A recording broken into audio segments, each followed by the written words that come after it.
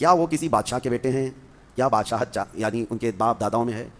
تو حضرت جعفر طیار نے کہا نہ ان کے باپ بادشاہ تھے، نہ ان کے دادا بادشاہ تھے، وہ بادشاہ کی اولاد میں سے نہیں۔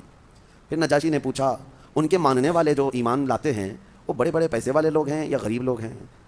تو حضرت جعفر طیار نے کہا نہیں، جتنے ایمان لاتے ہیں اکثر اس میں غریب لوگ ہیں، غریب لوگ آتے ہیں۔ پھر نجاشی نے اخلاق کے بارے میں پوچھا کہ ان کے اخلاق کیا ہیں؟ تو حضرت جعفر طیار نے کہا یہ بات ابو سفیان سے پوچھ لو، جو مقدمہ لے کر کے آئے ہمارے خلاف، اخلاق کے بارے میں وہ بھی بیان کریں گے۔ ابو سفیان دربار میں ہے۔ نجاشی نے پوچھا یہ جو کہہ رہے ہیں صحیح ہے یا نہیں؟ ابو سفیان یہ خود روایت کرتے ہیں، یہ بعد میں ایمان لائے۔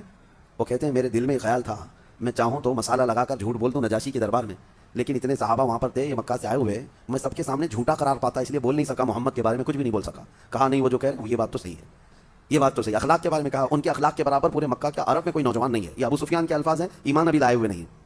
تو پھر نجاشی نے 17 جو سوالات کیے وہ بہت اہم سوالات تھے، سب سوالات کے جوابات جب حضرت جعفر طیار نے مکمل دیے تو اب نجاشی کہتا ہے، ابو سفیان بھی دربار میں ہے سارے، وہ کہتا ہے اللہ کی قسم، اللہ کی قسم، اگر وہ محمد جن کے بارے میں تم کہہ رہے ہو وہ رسول یہاں ہوتے تو میں ان کے پیروں کو دھو کر کے پانی پی لیتا۔